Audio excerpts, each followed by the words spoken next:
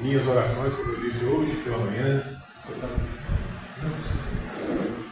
Hoje pela manhã, como eu disse, as minhas orações, vocês já estão.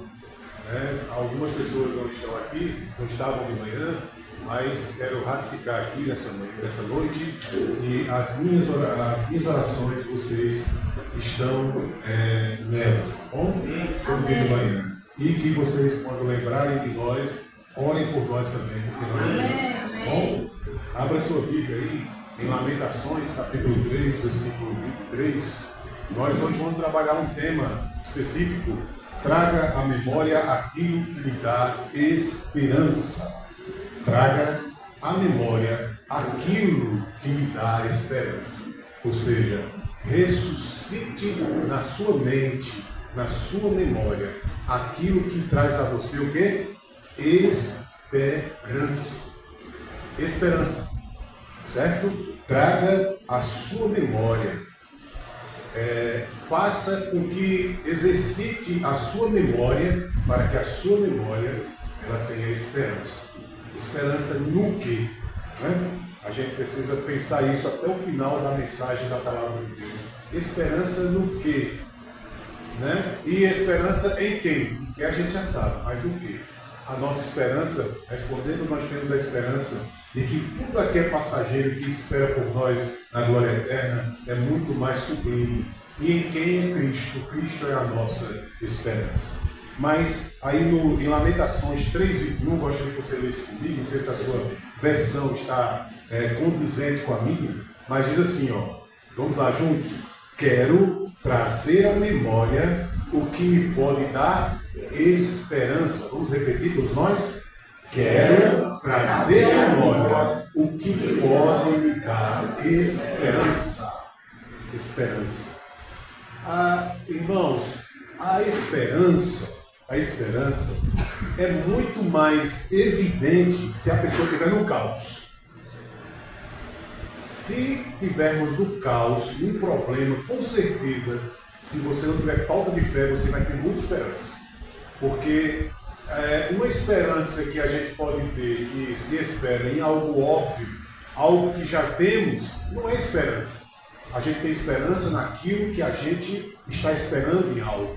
Né? Por exemplo, trazer à memória o que nos pode trazer esperança me faz recordar daqueles que, em estado de situação difícil da vida, teve em dado momento dias ou momentos felizes da vida. Ou seja, o povo de Israel, nesse contexto, em lamentável circunstância da vida, no meio do castigo, por sua rebeldia a Deus, é o contexto desse texto do capítulo 3 de Lamentações, lamenta e lembra os dias e momentos felizes quando não quebraram a aliança com o seu Deus. Quando a soberba, o orgulho e coisas dessa natureza assumem o comando de nossas vidas, que foi o que aconteceu com o povo de Israel, podemos perder absolutamente tudo, ou seja, numa disciplina das consequências do erro e do pecado. Ou seja, vem à memória daqueles que se arrependem a esperança. Foi o que aconteceu com o povo de Israel. Eles estavam num castigo, sofrendo a ira de Deus pelas consequências, e eles estavam esperançosos que alguma coisa boa pudesse acontecer de novo. Seguindo aqui a introdução, a situação do contexto deste lamento é que o profeta Jeremias demonstra a ótica do caos, né? O estado que está a situação do povo de Israel. A ótica real, tanto de Jerusalém destruída e da ocasião do povo, que nos remete a enxergarmos que a destruição de Jerusalém reflete na lamentação o caos que estava o povo. Interessante. Sem esperança, sem rumo, sem direção, submetidos à disciplina de Deus, que por eles rebeldemente foi alcançado. Assim como Noé, lembremos de Noé na esperança. A gente vai lembrar de Noé. Assim como Noé na arca que com esperança soltou um corvo e depois a pomba, com a esperança de que as águas tinham baixado naquele contexto de caos. ele estava no contexto de caos, porque havia um dilúvio que tinha destruído o mundo, estava o caos, e ele soltou um corvo, não deu certo. Soltou a pomba mais algumas vezes, 2 vezes, se não me falha a memória, e a pomba voltou, trazendo o quê? A resposta da esperança de que o caos estava acabando e eles iam estar em terra firme. Isso é esperança, como diz o texto. Se você quiser acompanhar aí Gênesis, acompanhar aí o texto que tem sobre Gênesis 8, de 6 ao 12, para aqui na introdução nós vermos, olha só, sobre esperança. Passaram 40 dias, Noé abriu a janela e fizeram na arca, esperando que a terra já tivesse aparecido. Noé soltou um corvo, mas este não ficou dando voltas. Depois soltou uma pomba para ver se as águas tinham diminuído na superfície da terra. Mas a pomba não encontrou lugar onde pousar os pés, porque as águas ainda cobriam toda a superfície da terra. E por isso voltou para a arca a Noé. Ele estendeu a mão para fora, apanhou a pomba e a trouxe de volta para dentro da arca. Noé esperou mais 7 dias e soltou novamente a pomba. Quando voltou ao entardecer, a pomba trouxe em seu bico uma folha nova de oliveira.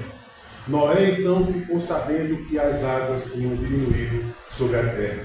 Esperou ainda outros 7 dias e de novo soltou a pomba, mas dessa vez ela não voltou. Ou seja, a pomba que tinha encontrado a esperança de que a terra estava firme e veio com um galhozinho em seu bico, não voltou porque encontrou puleiro, encontrou lugar e não teve mais como voltar. E ele trouxe a resposta de que, de fato, a terra já estava para ser habitada. Então isso é esperança. Ele ficou na esperança de que tudo poderia voltar ao normal naquele caos. E ele soltou um corvo, depois soltou a pomba. Então esperança é isso. É esperar mesmo quando as coisas não estão do jeito que nós gostaríamos que estivessem. É esperar confiantemente no Senhor. Então a primeira coisa que nós devemos hoje aqui refletir, no ponto aqui, há esperança quando estamos na posição contrária à de Deus? É uma pergunta. Será que há esperança quando nós estamos numa posição contrária de Deus? Não. Logicamente não há esperança. Na verdade, vai ser um desgaste inútil e a pessoa vai ficar como o povo de Israel no deserto, quando ficaram ali aqueles anos todos tentando entrar na terra prometida e não entrou, e ficou só desejando a terra prometida e não entraram, só entrou a outra geração. Então, não há esperança para quem espera sem Deus. Sem Deus não tem como ter esperança. É uma esperança inútil. Então a primeira coisa é não, vai que não. A única esperança que se introduz nesse posicionamento é apenas conviver com sensações momentâneas que não traz esperança profunda. As pessoas hoje vivem muito de sensações. E é de momento, é sentir o momento. Mas isso não é esperança. Esperança não é eu sentir. Esperança é que quando eu não estou, mesmo eu não sentindo nada, eu creio que Deus vai fazer algo absolutamente acima daquilo que eu posso fazer. Ou seja, o Deus do impossível faz tudo aquilo que eu não tenho a capacidade de fazer na minha possibilidade. Isso é esperança. Isso é fé, é esperança. Portanto, nossa esperança está em quem? Como diz a Bíblia aí, Salmos 33, 20, se você quiser conferir. Nossa esperança está no Senhor. Ele é o nosso auxílio e é a nossa proteção. A nossa esperança não está numa pessoa como nós, limitada, pecadora. Nem está num boneco, nem está em qualquer outra coisa que o mundo possa nos dar, que a gente possa dizer que é seguro. A nossa esperança está no Deus eterno, no Deus poderoso, no Deus de glória, no Deus que não falha. Nossa esperança está no Senhor. Segunda coisa, claro que não, que a esperança sem Deus não é esperança, é claro que não. Por quê? Porque a esperança que se espera é passageira, sem fundamentos eternos. Ou seja, a esperança sem Deus não tem fundamento, é passageiro, é algo que passa, é dias que passam, e muitas vezes para alguns São dias que passam lento demais, cansativo demais, fadiguento demais, com fadigas. Então, como é que diz a palavra? Hebreus 6,19, promessa de esperança. Temos essa esperança como âncora da alma, firme e segura, a qual adentra dentro do santuário interior, por trás do véu. Ou seja, temos a esperança de alma, de certeza firme e segura em quem? Em Cristo nosso Senhor, conforme Hebreus 6,19. Claro que uma esperança sem Deus não é esperança, claro que não. Por quê? Porque a esperança que alguns podem nutrir, podem ter, não é esperança, é apenas vaidade. Ou seja, não acrescenta benefícios que o tornem mais próximo de Deus. E cada vez mais próximo de Deus, mais esperança de verdade eu e você temos. Quanto mais contato com Deus, com a sua palavra, com a oração, jejuando, buscando a Deus, dando razão a Deus, dizendo Deus tem razão, eu não. Deus está certo, eu estou errado. Eu creio em Deus, não creio em mim. Eu creio na possibilidade de Deus, não na possibilidade dos homens. Acredite no que eu estou dizendo. Mais esperança você vai ter. Não olhe as circunstâncias ao seu redor.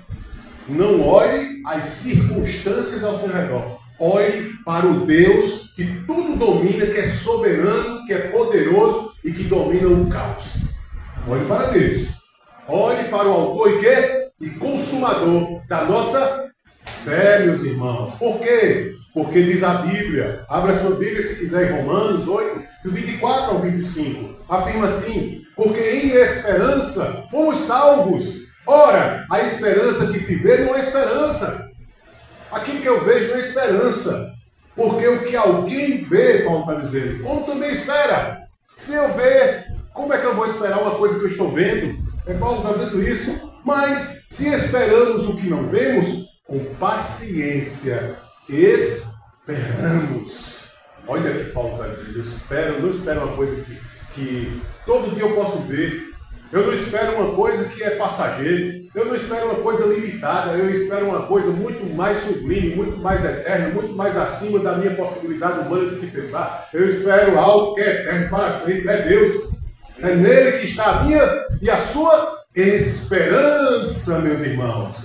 A esperança.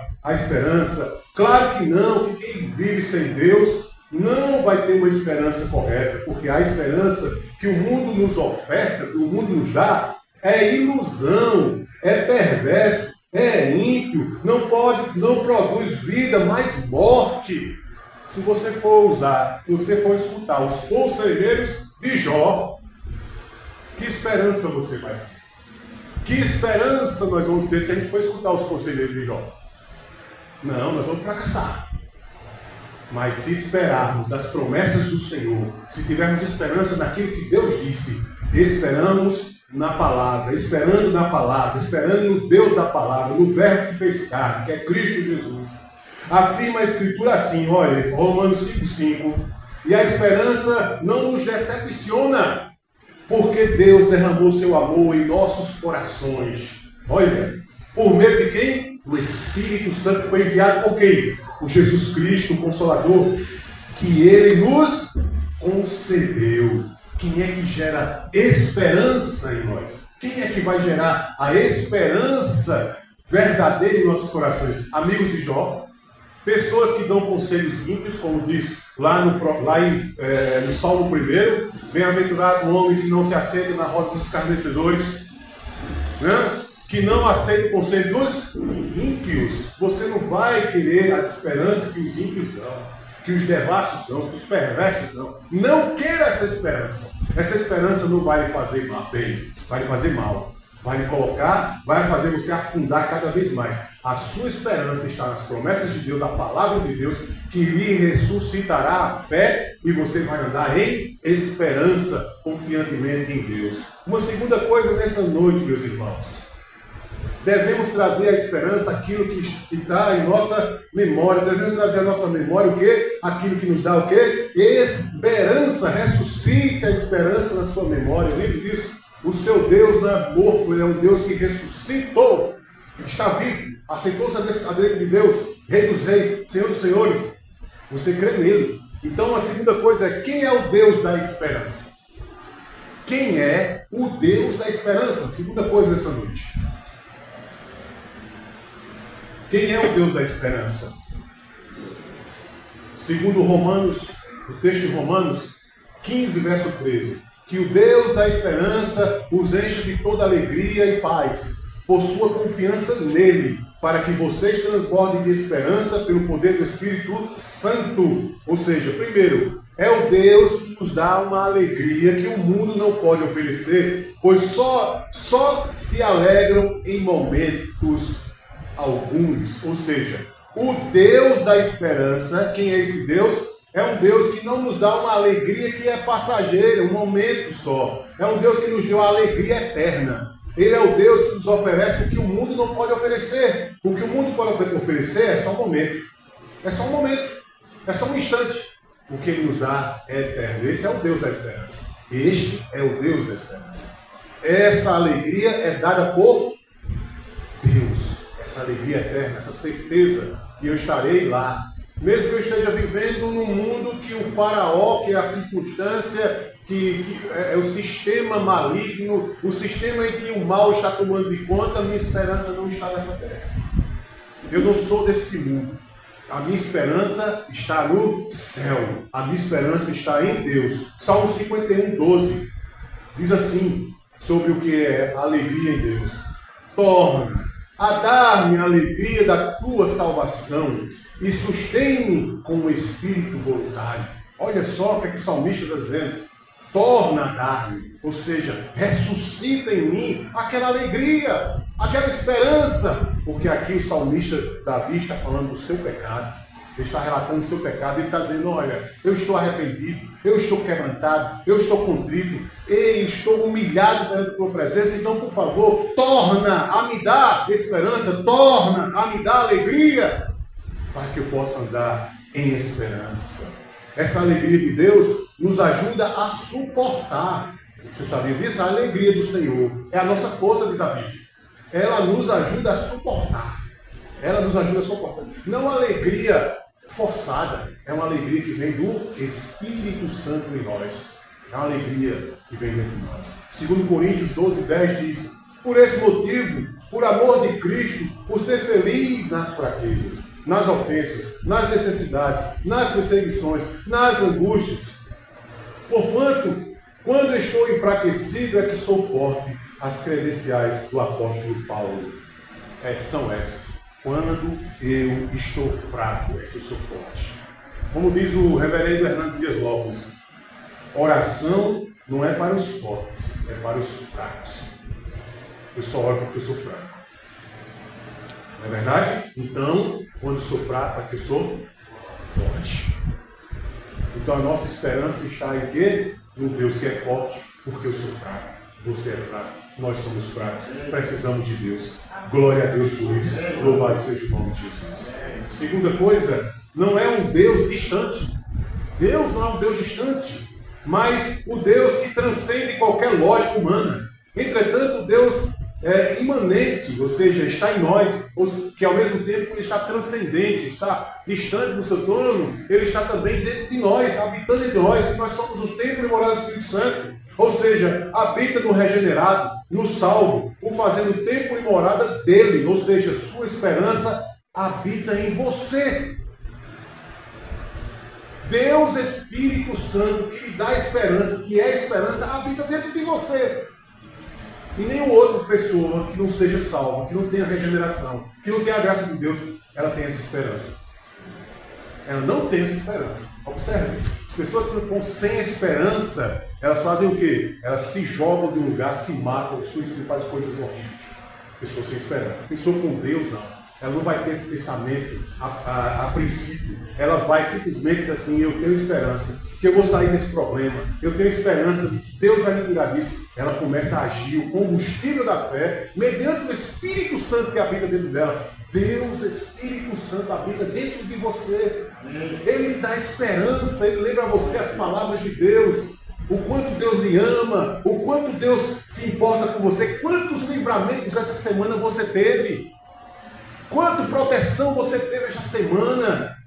Quanto Deus providenciou para você coisas que você nem imaginava, até coisas simples.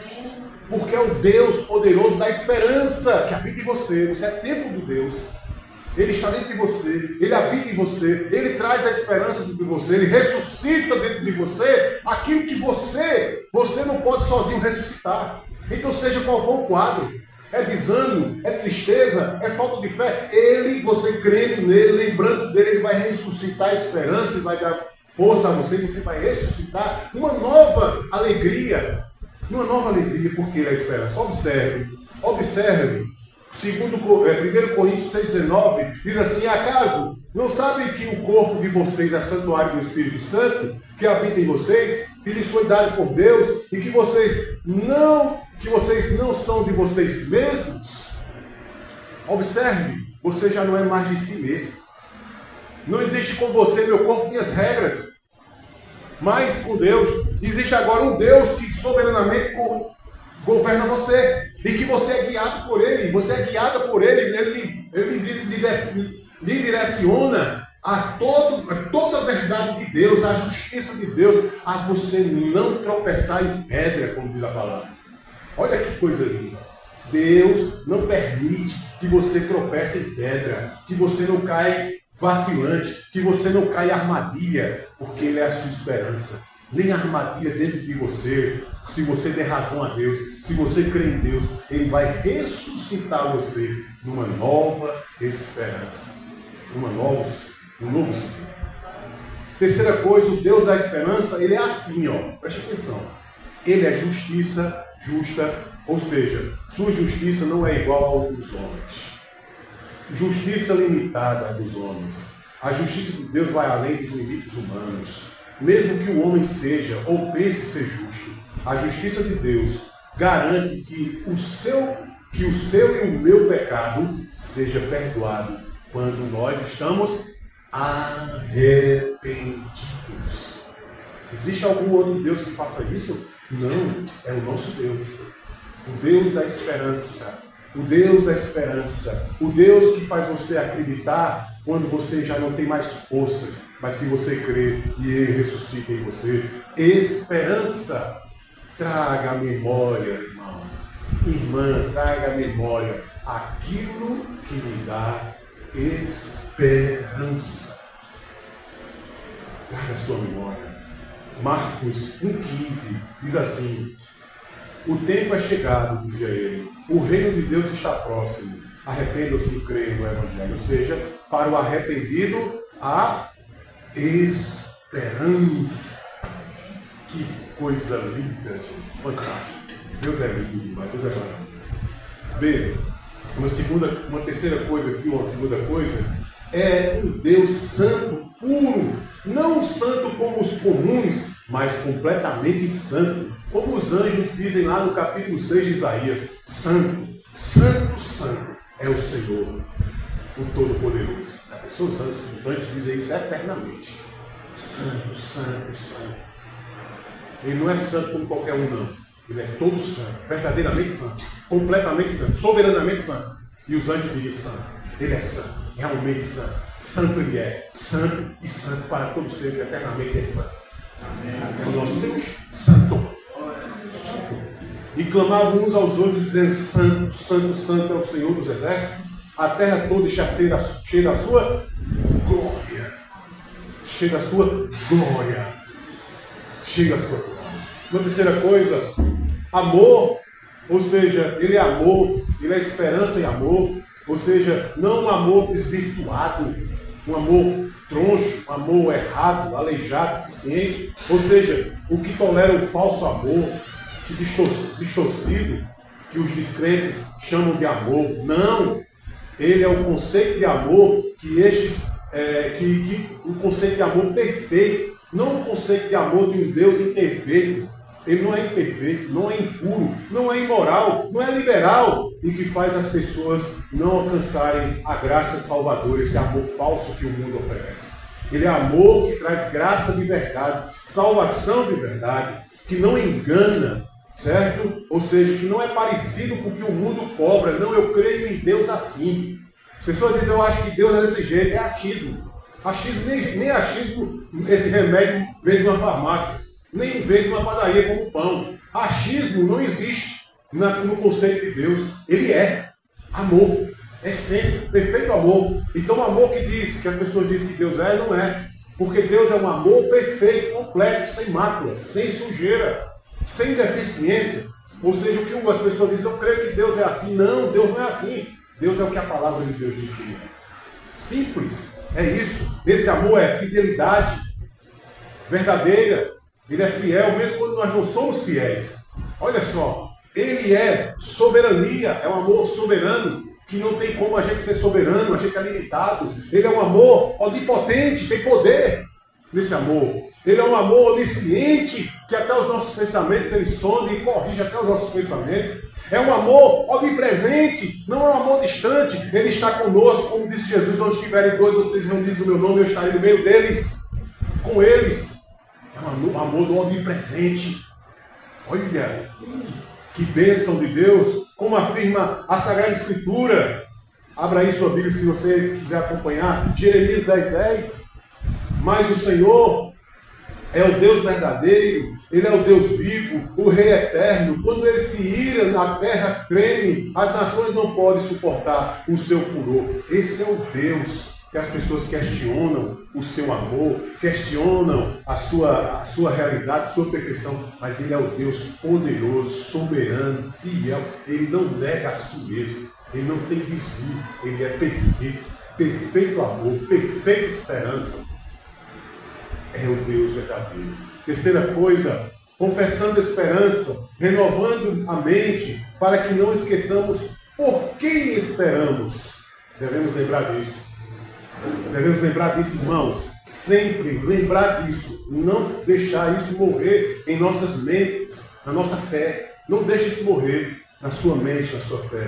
Em que trazer à memória aquilo que me dá esperança, ou seja, o Deus da esperança não quer que a gente esqueça quem é Ele. Não podemos dar margem ao esquecimento, porque Ele é o Deus que traz a verdadeira esperança, o verdadeiro amor, ressuscita a nossa fé. Ele é o Deus de verdade. Como Hebreus 10:23 diz, tenhamos firme a confissão da nossa esperança, sem vacilar, pois aquele que prometeu é fiel.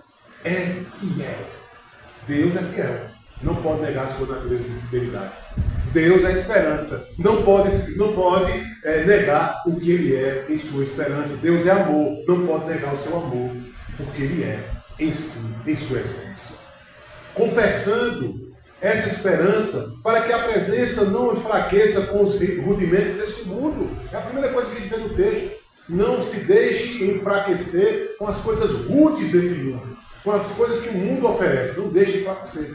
Fortaleça-se na fé. Segunda coisa, não sejamos rudes em achar que a esperança nossa em Cristo Jesus está na demora por causa de nossa imprudente ansiedade em esperá-lo. Às vezes a ansiedade faz com que a gente perca as promessas de Deus, ou às vezes fica cansado demais para que as promessas de Deus se cumprem em minha vida. Aí eu perco a esperança por causa da ansiedade. Mas Jesus disse, não andeis ansiosos por coisa alguma, não pelo que é a vez de comer, ou pelo que é a vez de beber, ou pelo que é a vez de vestir, ou pelo dia de amanhã.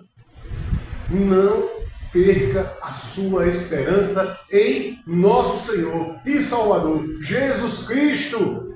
Amém. Que não percamos a esperança, terceira coisa, por causa do que o mundo exige. O mundo exige algo de nós que muitas vezes nós não podemos nos vender.